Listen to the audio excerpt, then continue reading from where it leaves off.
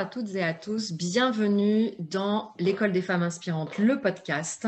Et aujourd'hui, dans la série des interviews des femmes inspirantes du quotidien, eh bien, j'ai la chance et le plaisir d'interroger Lalia Chaïf. Bonjour Lalia, comment vas-tu? Bonjour Ida, écoute, ça va. On, on survit à l'école à domicile. Oui, au moment où on fait cette interview, on vient de vivre 3 nouvelles semaines de confinement, n'est-ce pas? Et Oui. d'école à la maison. On aura sans doute l'occasion d'en parler. Et avant cela, j'avais envie de te demander comment tu aimerais te présenter, Lalia, aujourd'hui. Ah, moi, je me suis toujours considérée comme citoyenne du monde. Pour plusieurs raisons, parce que je m'appelle Lalia, que mes parents sont originaires d'Algérie, et que je suis française, et que j'ai une double culture occidentale qui font ce que je suis et du coup qui me permettent d'avoir une ouverture d'esprit. Donc, et que je suis toujours été passionnée par découvrir d'autres cultures, d'apprendre, etc. Et puis ce côté fraternel, humaniste, d'être citoyenne du monde et sous toutes ses facettes. Donc citoyenne du monde. Super. Est-ce que tu voudrais nous en dire un petit peu plus sur toi? Et là, on va faire Jacques Martin, on va revisiter. Alors, moi, j'ai 46 ans, je suis maman célibataire depuis une dizaine d'années.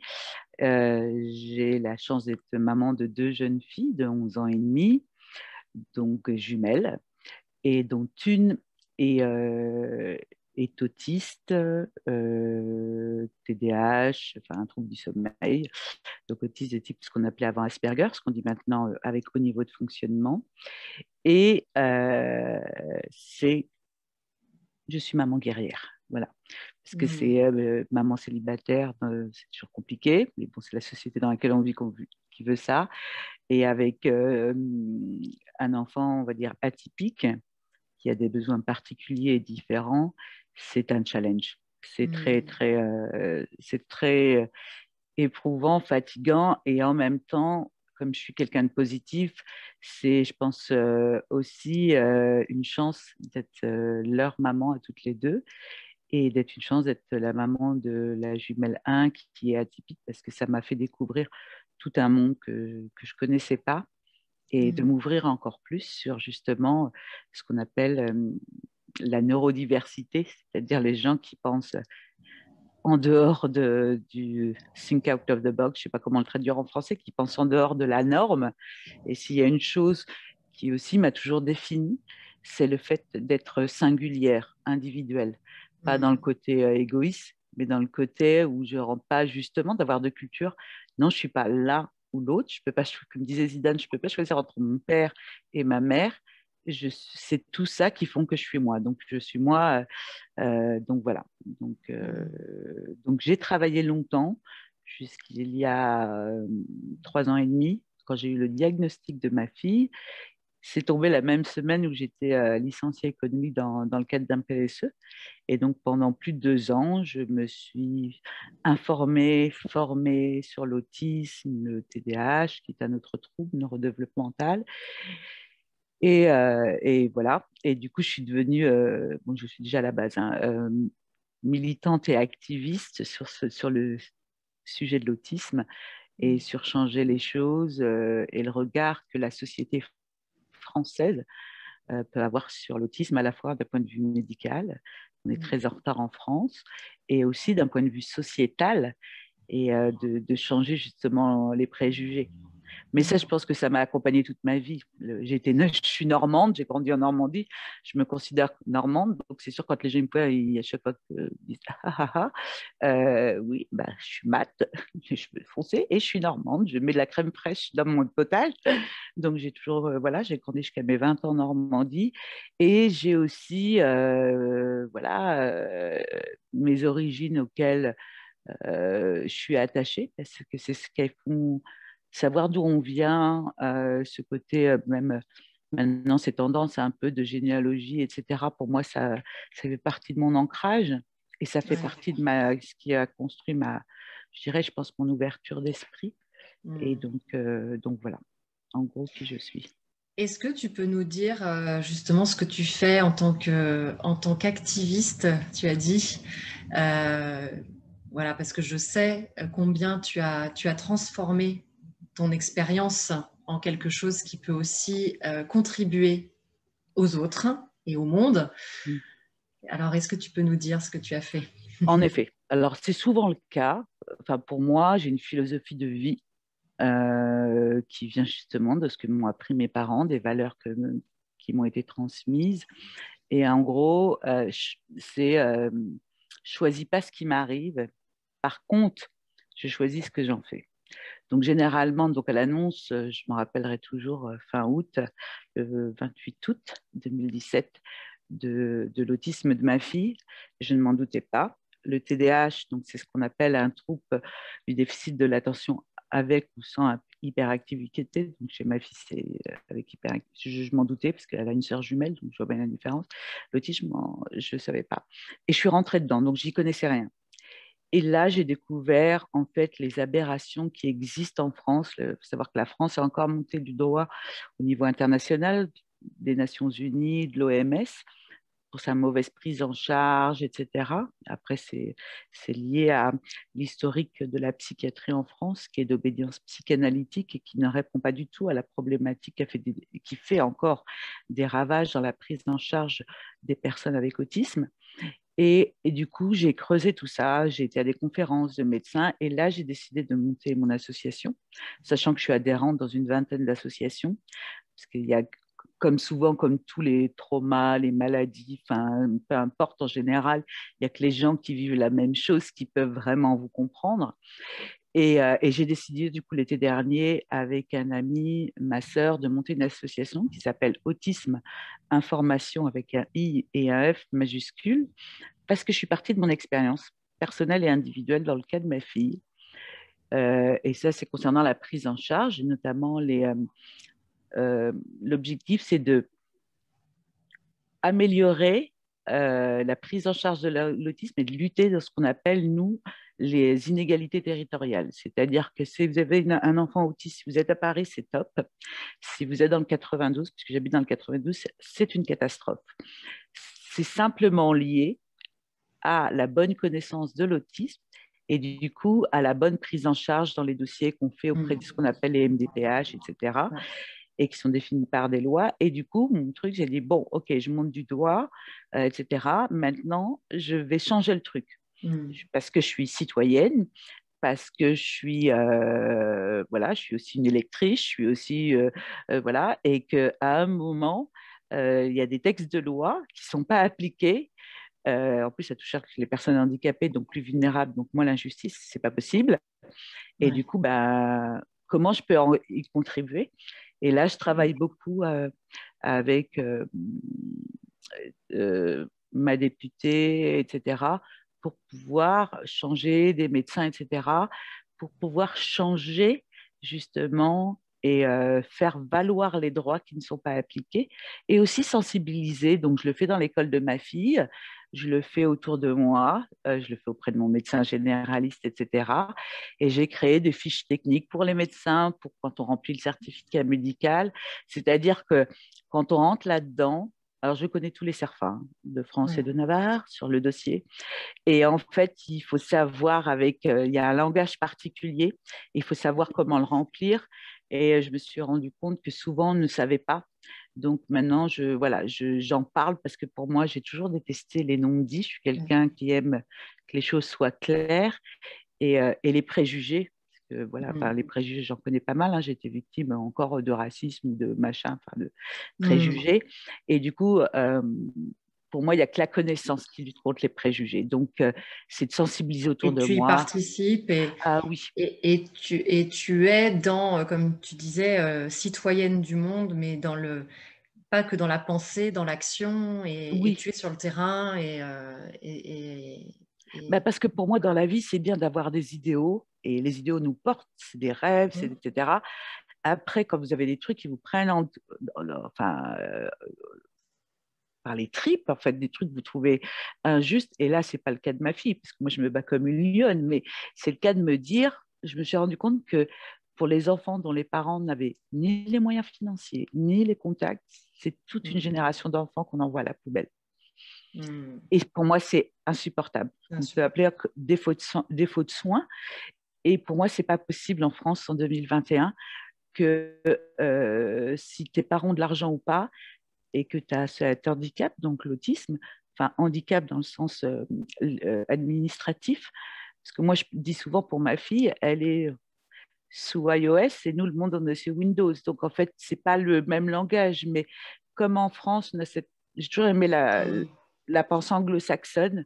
Justement, en France, on met dans des boîtes. Ah, tu es une femme issue de l'immigration, donc tu veux faire ça, ou tu es une femme, nanana, ou tu es truc, etc. Non, tu as fait telle école, tu vas faire ce métier. Ben non, parce que la vie nous apprend, et je pense que la nouvelle génération qui arrive est comme ça, c'est qu'il y a des chapitres de vie qui vont évoluer, ta vie va évoluer selon tes expériences, ce qu'on appelle des accidents de la vie, des choses bénéfiques. Et ce que tu pensais il y a 10 ans va peut-être pas être ta réalité aujourd'hui ou demain. Et c'est bien de changer. Il faut être agile, comme on dit, dans la vie. Donc voilà. Ce que tu fais là pour inspirer toutes les femmes qui vont écouter le podcast, je crois que c'est un merveilleux exemple. Et justement, j'aimerais te demander à toi, quand je parle des femmes-S, tu sais, je dis c'est des femmes uniques avec toutes leurs facettes qui peuvent nous inspirer dans le quotidien. Comment ça résonne pour toi? Bon, moi, je suis une féministe. Hein. Comme je suis activiste, tout le monde aura compris que forcément, en plus venant d'une culture ou pas, donc étant aînée de trois enfants, donc je suis quelqu'un d'engagé, pas que par mon vote dans le quotidien. Pour moi, toutes les femmes sont inspirantes. Et pour moi, maintenant qui suis maman, toutes les mères sont inspirantes, surtout dans le monde dans lequel on vit aujourd'hui, où on travaille, où ben, on a quand même dans les grandes métropoles de plus en plus de mamans célibataires. Et moi, il y a des personnes qui m'inspirent, il y a des hommes et il y a des femmes. Moi, je suis toujours été inspirée par Simone Veil. Pour moi, c'est mon, voilà. Plus récemment, pour d'autres raisons, Michelle Obama, etc. Et il y a ce mouvement, en fait, justement, quand on parle dans les entreprises, de plateaux de verre, etc. À un moment, il y a tout ce truc, c'est-à-dire, bah voilà, dans le travail, vous avez un enfant, vous vous arrêtez, vous prenez un congé parental, c'est pas tellement bien vu, et du coup, forcément, vous évoluez moins vite que si vous étiez un garçon. Bah, en fait, déjà, c'est la nature, hein, donc déjà, c'est les femmes qui portent les enfants, et puis, ouais, c'est bien de prendre un congé parental, et puis parce que en plus, si votre salarié est heureux dans la boîte, c'est ce qu'on appelle tout ce qui est best workplace, etc. Ça vient d'études, hein, c'est-à-dire que si votre salarié est bien dans votre entreprise, elle va mieux performer. Et les femmes, c'est la moitié de l'humanité. Donc, du coup, pour moi, les femmes inspirantes, il y a ma mère, obligatoirement. Il y a Simone Veil, il y a Mère Teresa. Alors, ça fait le truc, mais moi, c'est des femmes qui m'ont inspirée. Après, d'autres personnes, c'est Nelson Mandela, Gandhi. Qu'est-ce qu'elles ont, ces femmes-là, qui, toi, te touchent particulièrement? La résilience, leur parcours de vie, leur singularité. Ouais. Quand on voit les histoires de Simone Veil, c'est juste incroyable. Quand on se rappelle 74, 75, je ne sais pas si en France, en tout cas les femmes, les gens se rendent compte que, je crois que c'était 74 ou 75. Ouais, 74. Ah, je ne parle même pas du fait de pouvoir avoir le droit à avoir l'avortement. Donc, parce qu'en fait, en vrai, il faut un homme et une femme pour faire un bébé. Donc, le mec, quand tu es enceinte, lui, c'est pas de problème. En fait, ça concerne les deux. C'est aussi, par exemple, depuis ces mêmes années-là, qu'on a le droit d'ouvrir un compte en banque sans demander à son mari. Moi, je suis née en 74. Hein. Donc, c'est ces destins uniques. C'est pour ça que pour moi, de ne pas coller à la norme, etc., ça ne veut pas dire mais d'être profondément ces valeurs ancrées. Mère Teresa, et puis ce côté altruiste, en fait, ce côté de contribuer. Je pense que chacun, contribuer au changement du monde, c'est déjà contribuer au quotidien, dans votre relation. Alors moi, quand je suis maman, c'est dans ma relation que j'ai avec mes enfants, de les guider, bien sûr, de les éduquer, de leur transmettre des valeurs. Je suis contente quand mes filles ne comprennent pas. Là, il n'y a pas longtemps, elles m'ont dit, mais maman, comment on peut être raciste contre les Noirs, en fait Comment on peut être raciste? Pourquoi les gens ils sont racistes? Et en fait, elles ne les comprennent pas. Parce que du coup, maman est citoyenne du monde. Donc, voilà, j'ai fêté la fête du Ramadan l'année dernière avec ma meilleure amie qui est juive marocaine, en fait. Donc, je veux dire, nous, on est entourés, donc elles ne comprennent pas. Et pour moi, le changement, il passe par là. C'est-à-dire que chacun peut apporter à son niveau, en fait. Moi, dans une association, ou etc., c'est c'est ça qui change, en fait. Et ces femmes-là, elles ont un destin exceptionnel parce que si on regarde au départ, rien n'était dit. Enfin, le parcours de Simone Veil qui a été dans les camps de concentration, enfin, je veux dire, c'est juste, c'est ce qu'on appelle des destins incroyables. Ouais. Je pense qu'il y en a beaucoup, en fait. Il y en a beaucoup. Ouais. Et pour moi, les femmes inspirantes, c'est les femmes au quotidien. Et c'est vrai que j'ai plutôt à dire les mamans, en fait. Et c'est ça pour moi, une femme inspirante. Ouais. Je trouve ça très important de rappeler à chaque femme, parce qu'on a des femmes, en effet, des modèles comme ça, qui par l'histoire, après, ont été médiatisées, sont visibles, etc. Mais de rappeler, en fait, d'où viennent ces femmes et qu'au départ, elles n'étaient pas sous les feux des projecteurs et qu'on est toutes actives à notre niveau sans être sous les feux des projecteurs et parfois, et peut-être sans jamais y être de notre vie. Moi, j'avais vraiment envie, tu vois, de donner la parole dans ce podcast, justement, à des femmes qui peuvent montrer ce qui est possible, parfois un peu en sous-marin, c'est pas visible, alors que chaque jour, on déploie finalement justement toutes nos facettes. Oui, c'est clair. Et justement, si toi, je te dis, par exemple, toi, tes facettes, c'est quoi? Qu'est-ce que tu exprimes finalement dans ton quotidien? Qu'est-ce que tu déploies? Toutes ces facettes qui se déploient, ce moi serait quoi? je l'ai enlevé, hein. J'avais mis un moment sur mon profil LinkedIn CFO pour Chief Family Officer, puisque du coup, je suis maman, je suis chef de famille, je suis aussi AVS, psychologue, ergothérapeute. Et en fait, moi, en fait, je gère une tribu. Alors, ils sont deux, qu'on a un chat aussi, mais je gère une tribu, je gère de A à Z, c'est-à-dire le quotidien, l'éducation, etc., la prise en charge de ma fille autiste, etc. Et pour moi, ça, c'est une vraie qualité d'agilité, de multifacette, de pouvoir justement d'avoir un enfant différent. Du coup, ça vous fait bon, déjà d'être maman, vous devez être patient. Donc, vous êtes un enfant différent, vous devez être encore plus patient. Donc, la patience.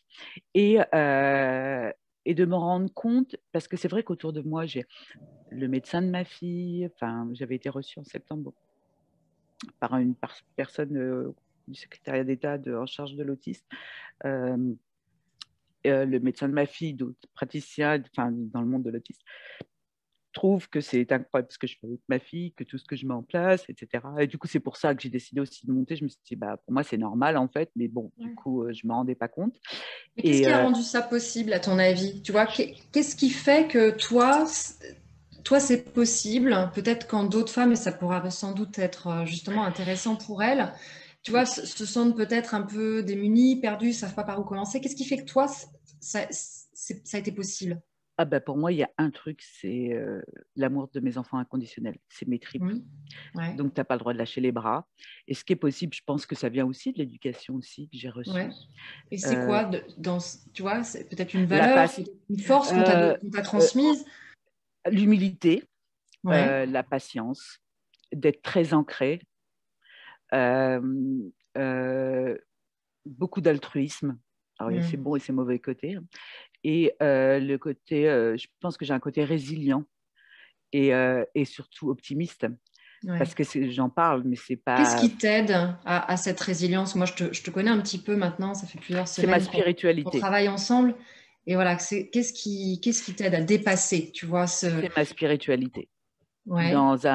Donc, moi, je suis de confession musulmane, je ne suis pas forcément pratiquante, mais j'ai des phrases qui me restent marquées, que mes parents me disaient sur l'humilité, c'est-à-dire d'avoir toujours de la gratitude, parce que, ok, il y a un dicton en arabe, en gros, c'est tu as 100 personnes au-dessus de toi, mais tu as aussi 100 personnes en dessous, et le plus important, c'est la gratitude. La gratitude. Et Ouais. de dire, aussi une phrase qui disait, c'est tu penses qu'aujourd'hui quelque chose de négatif t'arrive, tu comprendras plus tard que c'était quelque chose de positif. Alors ça, c'est hyper ancré.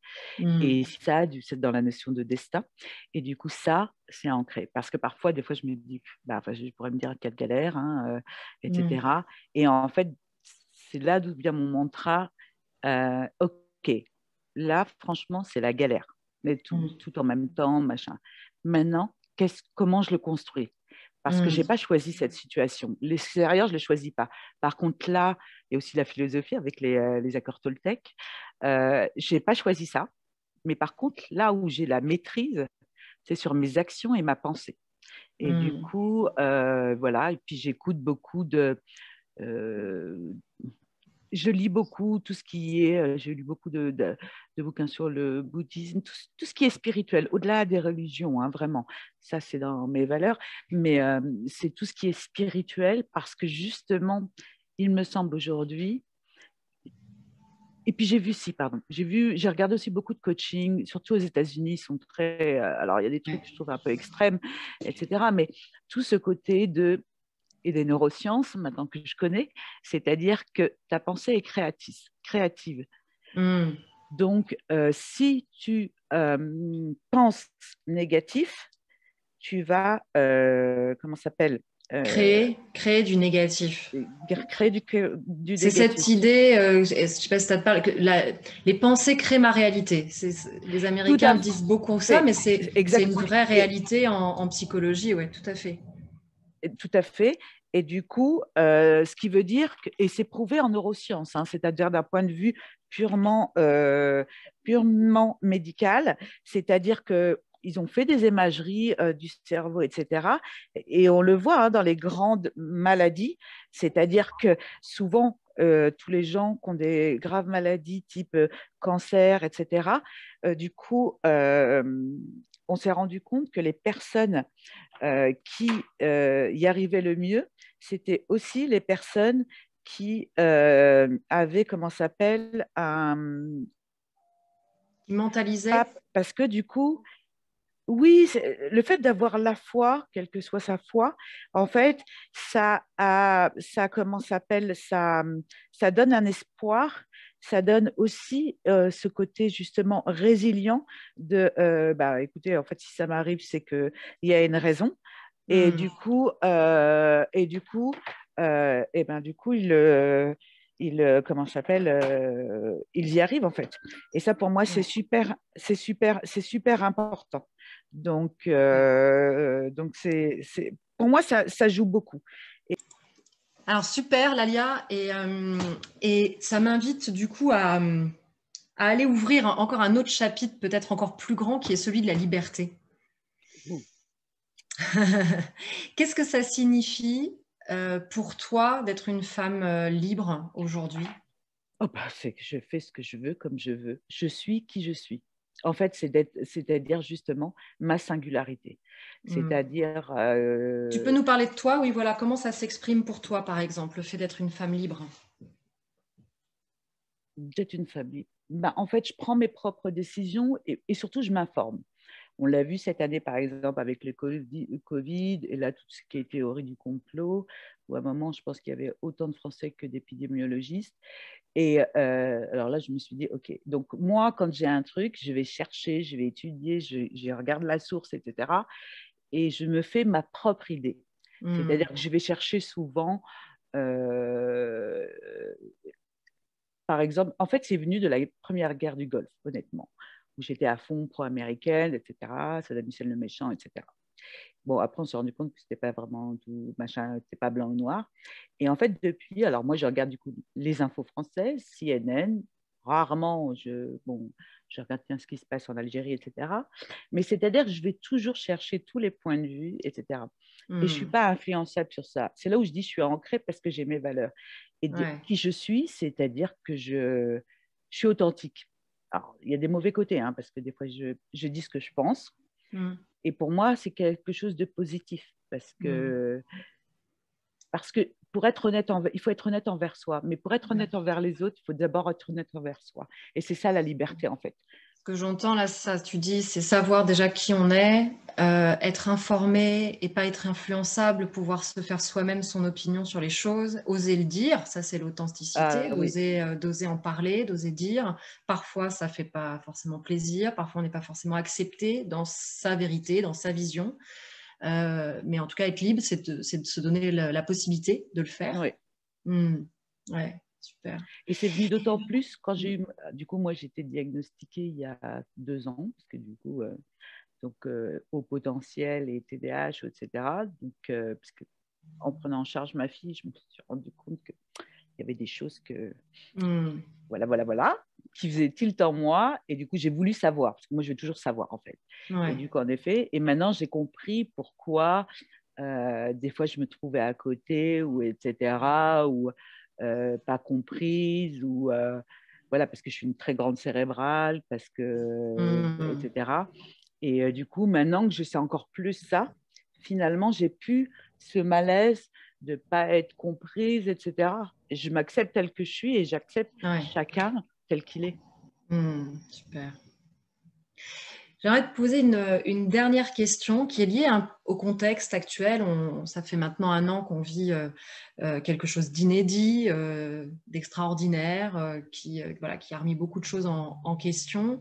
Moi, je crois profondément que ça va remettre en cause peut-être des choses pour les femmes. Alors, pour moi, il y a un risque qu'il y ait des choses qui soient remises en question. Il y a sans doute une opportunité aussi en même temps de prendre encore plus nos places, que ce soit dans les entreprises, dans nos familles, dans la société de manière générale, avec ce qu'on a à dire aussi sur ce qui est en train de se passer actuellement. Et j'aimerais connaître ta vision à toi, à ton avis, ou quel va être l'impact du contexte actuel sur la vie des femmes.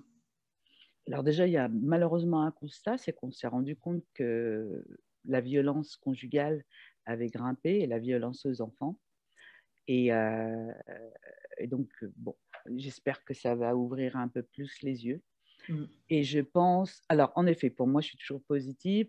Il y a aussi cette nouvelle génération. Alors, donc, avant, on est la génération où, par rapport à la relation à l'entreprise, voilà, tu as le salaire, etc. Et tout. Cette nouvelle génération, il y a une génération qui a besoin de trouver un sens, en fait. Bon, alors ceux qui sont en plein selfie, qui pensent être des stars sur YouTube, donc ça, je mets de côté.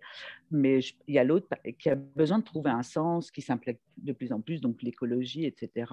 Et aujourd'hui, les entreprises, tout ce qui est engagement sociétal va être de plus en plus important.